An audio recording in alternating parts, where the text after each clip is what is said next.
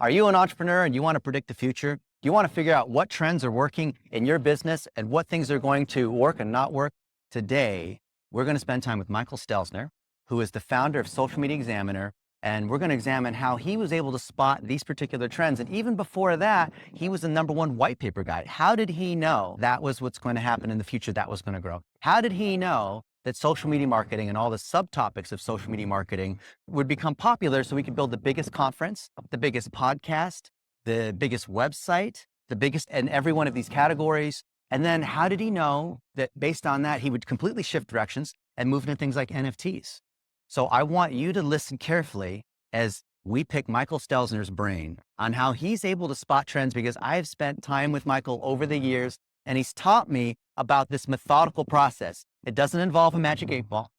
It involves using data, looking at search engines and seeing Google Analytics, looking at attendee feedback to figure out what the tracks are going to be and what topics he's going to have, to figure out who's going to be on his podcast. And I want you to see how someone like Michael Stelzner approaches data so you can do the same thing in your industry. Michael, it's such an honor to spend time with you. Likewise, my friend. How do I do it? I'm going to tell you a little story. Yesterday, I sent an email out to 2 of my customer bases and my newsletter list. And I asked 3 simple questions. It was like, I would like to learn more about. And the first one was Instagram, Facebook, TikTok, and all the other platforms. And they had to say strongly disagree all the way to strongly agree. Okay. Then I did the same thing in another topical area, and I did the same thing in another topical area. And that research has come in today, and I sent it out to my team. And I said, hey, team, this is what we need to be focusing on for the guests that we get on our podcast, for the people that speak on our stages, for the product development we're doing for next year. So the way that I do research is I ask really smart questions of the right audience. I segment those audiences and look at what they're most interested in learning about. And I let that kind of develop the downstream objectives of what we're doing.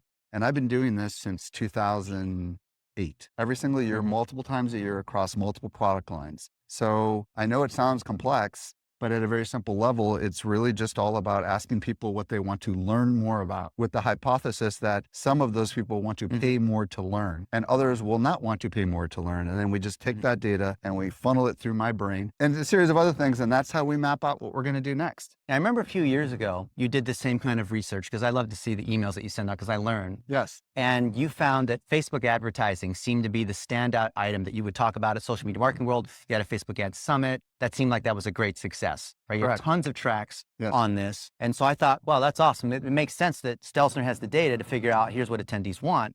But then you did some other stuff like becoming well-known, which I thought was great because I bought that course. But even with all your data, that wasn't a success. So how do you distinguish between when it worked and when it didn't? Okay, so this is an important question, right? Sometimes the data will be interpreted by you, and you will read the data in such a way that you want to read the data, and you will ignore all the other data that's around you. Your own bias. Said another way, we look for what we're interested in, and when we find it, we say the whole world is interested in it. And this is the mistake that I made. It happens when you buy a car. Let's say you buy a brand new Toyota Camry, and then all of a sudden you notice everyone's driving Camrys, and you're like, wow, guess what? Those Camrys were always there. You never saw them before, okay? It's like confirmation bias. You never saw them before. So in the case of this course that I did, people were interested in the concepts, but they weren't willing to pay money for it, okay? And this is the part about entrepreneurship and marketing that is really important. Interest doesn't equal intent, okay? Interest does not equal intent. So when someone's interested in learning about something, it doesn't mean they're going to buy it, okay? So there's a lot of people that are interested in Web3 strategy right now. And I happen to know a lot about this because I'm focusing on Web3. But it doesn't mean they're willing to pay a dime to go to a conference to learn about it, okay? Because there's phases that we are in when we are on a journey. There's the curiosity phase, right? Where I want to learn about it. And that just means, okay, I'm interested in it. Let's say I'm strongly interested in it. It still doesn't mean I'm going to take my credit card out of my wallet and spend $50 or $1,000 or $10,000. So this is the hardest part to predict, right? We don't want to ask these questions in our survey. How much would you be willing to pay? Right. Because then all of a sudden it just dilutes the whole purpose of the survey. So what I do with my data is I'm a content marketer at my core. So what I do is I want to attract an audience to me. So I create content about the things that they're interested in. Then what I do is I capture a subsegment of that audience somehow, some way, as a subscriber, email subscriber, YouTube subscriber, podcast subscriber. And then the hope is that they come back to the well and they keep feeding at my content, and then I advertise to them something that I think would be interesting to them. Knowing full well that it's kind of like a funnel, but it's not really a funnel, because you know this, Dennis, you don't need a massive audience. Like I have millions. You just need a tiny little fragment of the audience to buy what you have to buy. Yeah. But having a big audience doesn't equal purchase intent. So the hardest thing in the world is to do the research and then figure out what they're interested in buying. And I have not cracked that nut, which is the whole reason why my becoming well-known product did not sell very well. I think if it was free, it would have sold like crazy. Or if it was 50 sold, or instead of 2,000. So more of the story in the grand scheme of marketing, research shows an interest, but it doesn't mean they're going to actually step forward and be a buyer. Yeah. And that's a nut that's very hard to crack. And as an entrepreneur, you try stuff, it doesn't work, you try other stuff. Eventually you hit a couple of home runs.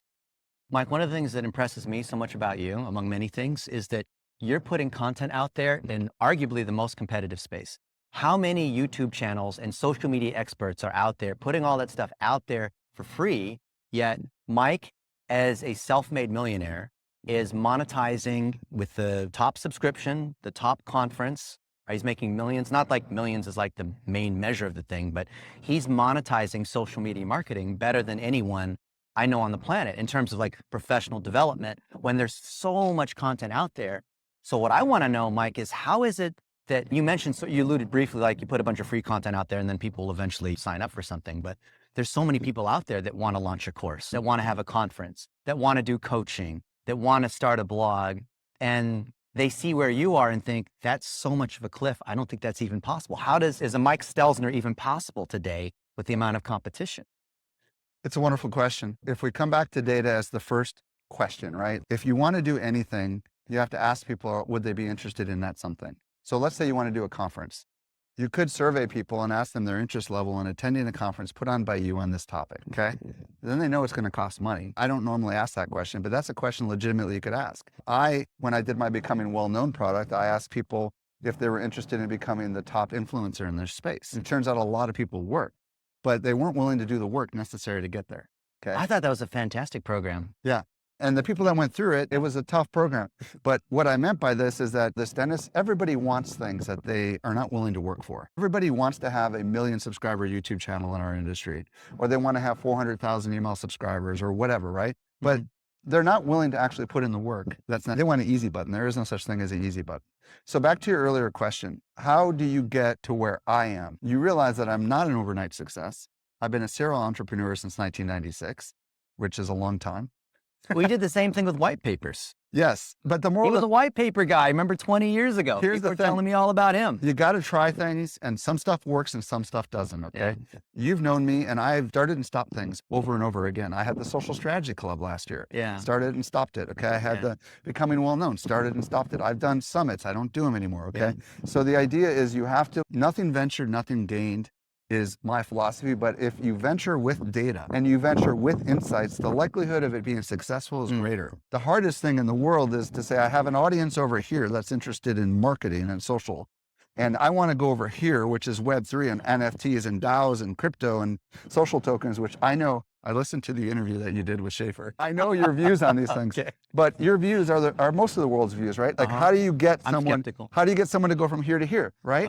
Guess what? It's not easy, right? Doesn't matter how big your audience is, right? I toured the San Diego Convention Center a couple of months ago, and I had almost half of it. Okay, and I said, I'll take it, okay, because I'm launching a conference in 2 weeks, and I was preparing for 3,000 people. Guess how many people are going to show up? Less than 200. Wow, less than 200, and the reason why is because I realized I was missing a very important piece of the pie, which is that my audience doesn't give a crap about Web3 yet. I realized that was too early, okay? And I realized I hadn't developed a big enough audience for me to be able to pull off what I've done for social media marketing world, which is taking up a big chunk of this convention center and applying it over there. And this is the entrepreneurial's dilemma, right? Which is you think you're successful over here, you're gonna automatically be successful over here. That ain't true. You gotta work it. You got to be known for it. You got to put in your chops. It could take years. It took me years. I started Social Media Examiner in 2009. The first conference was in 2013. It took me 4 years. So just because you're good at basketball doesn't mean you're good at football. Or golf. But then I see a lot of entrepreneurs that have toiled at something for many years. Yes. And they're never going to go anywhere. And so when do they know it's time to pivot? Like, when did you know to pivot from white papers to social media marketing, which seems like a completely It's a huge great shift? question. So I had a really successful business. I was the most well-known in the world at my craft. Yeah. I had written a book called Writing White Papers, and I had all the biggest businesses in the world lining up to hire me. So I took the funds from that business and I started an experiment. Yeah. This is the key word, experiment, meaning it could fail, okay? And it was called Social Media Examiner. And I gave it 90 days, okay? And I said, let's just start this little blog over here. Let's not even monetize it. Let's see what I happens. remember those days. Yeah. We had a little conversation. You had like a get together in Vancouver or something, right? Oh, God, I don't even know. It feels so long ago. It's Okay. possible. I would go to a lot of conferences. Yeah. But moral of the story is I started it in 2009 Uh-huh. and it took off. Yeah. All of a sudden, I got 10,000 subscribers in a couple of months. I started doing some online summits, which I had done in the white paper business world. Uh-huh. Gary Vaynerchuk was my opener back in the early days, and it took off. It was like, wow, I had made more money and had more interest than I'd ever had before. You could sneeze back then and things were successful. Yeah. This is when things would go viral on Twitter, on Dig, on Facebook, when you could link out. So that's when I knew. A year later, I shut the old business down, burned the bridges, and said, I'm going all in on social marketing. But I wasn't going to go there until I could prove out the model. So this whole crypto stuff, it's an experiment. Yeah. Might not work. Yeah. Well, a year ago, you were telling me to go big on crypto. And you were I'm actually glad right. you didn't listen. No, but for a moment, that was a bottom. You said, if you're into crypto, now might be a good time to get in. I saw that Facebook post that you had, and I bought a little bit, and I made a little bit of money on Ethereum, but then there was a much bigger dip recently. So how do you not fool yourself, like you said, into looking at the data or having a blind spot and declaring a win when it's too early? So this is where you take your data and then you look at like the macro data, okay? This is where search queries on Google are really valuable. You can use Google Trends to kind of look at what the trajectory is. This is also when you want to look for things that are harder to measure. There are a lot of people switching that used to be in this industry. Are they going over into this industry? I saw a lot of marketers moving into Web3 and deciding, putting a flag in the ground and say, I want to be known for this. For example, Brian Fanzo is a great example. Right. Joe Pulizzi is another example. Right. Mark Schaefer to a lesser extent, right? Yeah. So you start to see these people deciding that they're going to get into this space. They see what I see. This is a bit of a confirmation. But then you look at the Gartner hype curve, and the Gartner hype curve, all innovation goes through a peak of inflated expectations where it's at its highest, which is where we were with NFTs literally last October, okay? And then it goes into the trough of disillusionment. And as it enters into the trough of disillusionment, and realize this cycle happens for all innovation, okay? Those that make it through, all of a sudden, can survive the long trajectory ahead. So I'm not giving up on Web3. Now, you spent a lot of money on NFTs. A lot. And they're going to be, by the way, I own 7 Moonbirds, okay? And that's worth a lot of freaking money. But I will tell you that I'm not selling, I'm holding, I'm going long.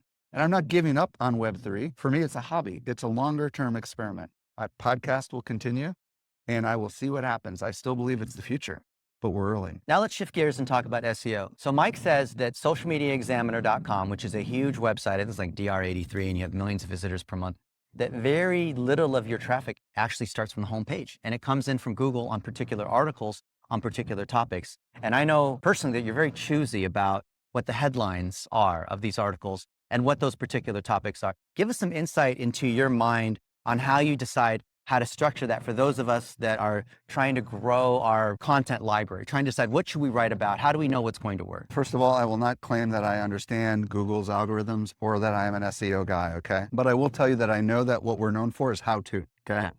And I know that generally speaking, when industries innovate new things, everybody wants to know how to do it. So the essence of what we create is how-to content.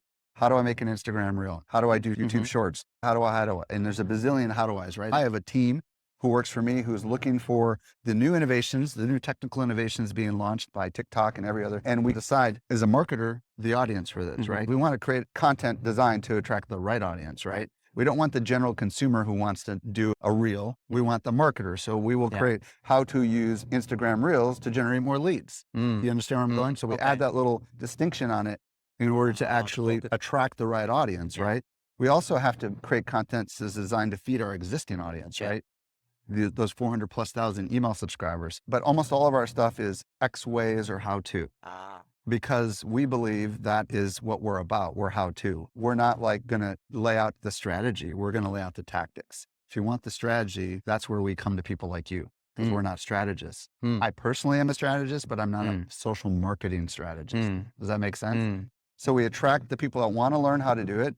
they sample our work, they say it's great, and hopefully they subscribe and want more of it. It's that simple. Now a difficult question for most people. How do you know when to make that content free? What's on your blog versus what people have to pay for, or it's in the membership, or maybe they have to come to a conference? I think you know the answer to this, Dennis. You make it all free. And the reason you make it all free is because there's so much more where that came from, is how others are going to perceive it. Okay. So when you sell information, the difference is you're crafting it in a course in an organized fashion. You can only teach so much in a 15-minute video. You can only teach so much in an article.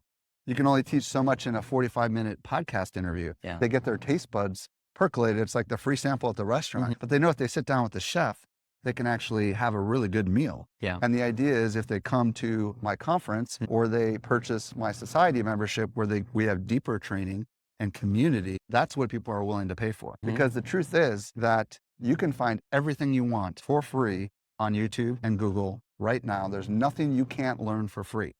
What people are willing to pay for is structure, is guidance, is hand-holding. That's my take. What do you think? You were just with Ryan Deiss, and he offered a $40,000 program that you were considering buying. You mentioned Joe Pulizzi, who's content marketing world. So I would argue that Mike is in the top 0.001% of people that make content professionally and make money off of it. I think that's pretty hard to argue. Mike Stelzner is one of the top content marketers. Where is content going? So we live in a short attention span era, and you all are going to think I'm going to say it's about short form content. And I'm here to tell you that's not true.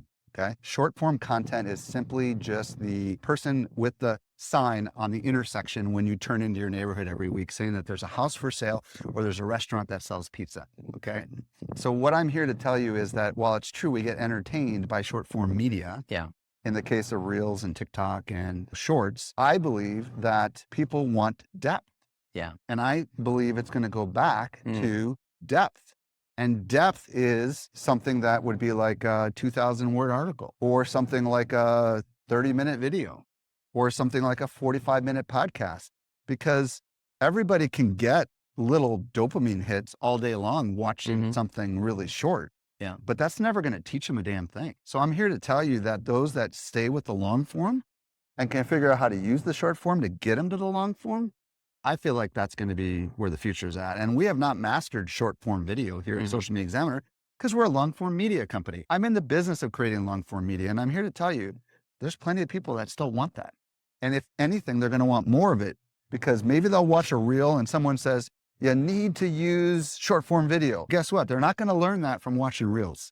They're going to need to actually go get trained by somebody who knows how to teach them how to do reels. And that's not going to take 15 seconds. That's right. That's my take. What do you think? I think I need a gorilla suit, but that's going to drive people to the long form content. I feel that all this short form social media ADD stuff is really like teasers or movie trailers, but you still need the movie. Like these are all different ways 100%. To get people to the movie. The key is still the movie. That is 100% it's still the relationship. It's still people getting together. One of my mentors was the CEO of American Airlines. And back when the internet became a thing in 1997, I told him, I said, aren't we afraid? He said, young son, you can build the website for American Airlines. And, we started selling tickets. And I said, aren't you afraid that people are going to be meeting online and having phone calls and 1-800-conferencecall.com and all that and not be flying? And he said, no, the more connection, the more people actually want to meet, the more people actually want to go see the Eiffel Tower instead of just looking at a picture of the Eiffel Tower. I've met so many people through social media marketing, online in the Facebook group, and I want to meet them in person. 100%. Yeah, 100%. So the mega trend here is right now, all the social platforms are trying to essentially program you down a funnel that is just a bunch of stuff from people you don't know who they are because they're struggling to keep you on the platform. That's the honest truth, okay? Because nobody cares anymore about like seeing what your friends posted supposedly, right? Or they can't monetize that anymore is the honest truth, right? So what they're doing now is just feeding you all day long with, I see crazy fishing videos or construction accidents and what you might be That's something your guilty different. pleasure. Yeah, but it's just, I find it fascinating. But guess what? I'm not learning a damn thing. And I like to learn. Is that the devolution of society now that the feed's just kids are gonna eat junk food because that's what they prepare? Or I don't know, like you look at what Be Real is doing. You know what Be Real is, right? Do you know about the Be Real platform? Be Real is from France. And it's literally once a day they ping you. You have 2 minutes to take a picture of where you are. And it takes a front and back picture. These kids and that's are all over it. Okay. And I'm on it. My kids got me on it. Okay. But this is the antithesis to Instagram. So what did Instagram do? They just came out with a feature that models Be Real because they realized with Instagram, it's all about making this look like we're not actually at a convention center, but at some fabulous resort, right?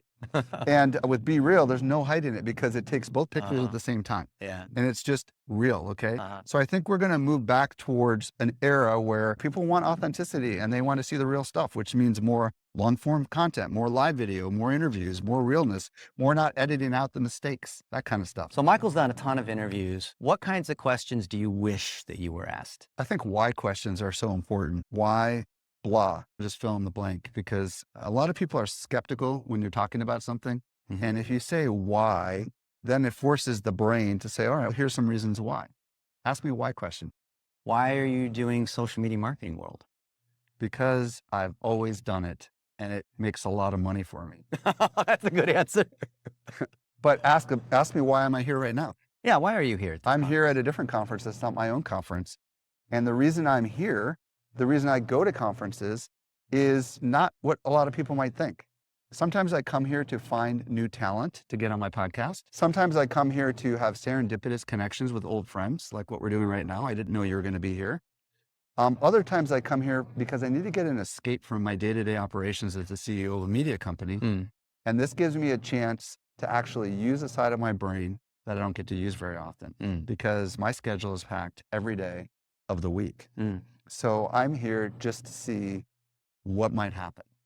And sometimes that's why we do things, just to break a pattern and just to see what might happen. You know, if I were to ask my friends, what do you think the CEO of a media company does who is in charge of social media marketing world and social media, they might think that you're just hanging out on social media all day long, like live streaming. Yeah. But what actually is going on that other people who are not in the industry that wouldn't realize on what Michael Stelzner actually does? Like how you actually prioritize your time, how you actually think about the world. Yeah, I'm always very strategic. So remember I told you earlier that I'm doing research, right? So that research that just came together, I am trying to figure out, all right, who do I need to get into the pipeline of the different content that we create to be able to fulfill the needs of my customers because they're always changing. But what people might not realize about me is that I'm not actually active on social media at all. I think that's hilarious. I'm not because... Now you went live every day on Facebook for quite a while just to show you could. I do Twitter Spaces for Web3 once a week, but that's with a goal and a strategic intent. I don't do anything unless there's a really strong reason behind it or unless it's part of an activity that will get me where I want to go. Now you're big on Clubhouse a year ago. And remember everyone in the room, in the Clubhouse room, you said like on a scale of 1 to 10, and almost everyone said 9 or 10, like this was the thing, that it wasn't a fad, that the traffic was going to keep going. Yeah, so here's the thing, okay, Clubhouse, everything leads to something else. That's how I look at things, right? I'm here and it's led to conversations with you and other people that are going to lead to things I can't even imagine. Clubhouse happened during the middle of the pandemic. It started a new thing, which we call social audio, which is like talk shows, but it was desperately needed for us to be able to come together and interact with each other. And it's led to Twitter Spaces now, which are the predominant way people interact. Even though I was very active on Web3 and a lot of us were very active, in Clubhouse, the struggle is that when the world opened back up, all of a sudden we went back to our old patterns. But what ended up happening was Twitter Spaces emerged from it. And what you may not know is Twitter Spaces is like the main way people in the Web3 space commune. Oh.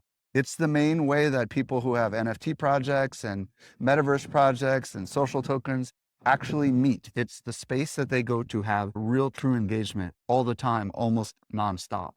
So that wouldn't have happened if it wasn't for Clubhouse. You understand? Yeah. So that's why I started a show on Twitter Spaces. Oh, okay. Called Web3 for Beginners. And I do it with a gal named Heather Parody, and it's just onboarding people into the world of web. I don't know, we've gone down some rabbit trails, but moral of the story is trends sometimes happen for a long time, sometimes they happen for a short time. Social audio was a little bit of a blip, but I feel like it's a new media that will never go away, which is live audio. Fantastic. Michael Stelzner, everybody, on the Coach U Show. Thank you so much, Michael, for your time. How do people find you? Socialmediaexaminer.com. You can find everything. Twitter, Mike_Stelzner. Fantastic. Thank you, guys.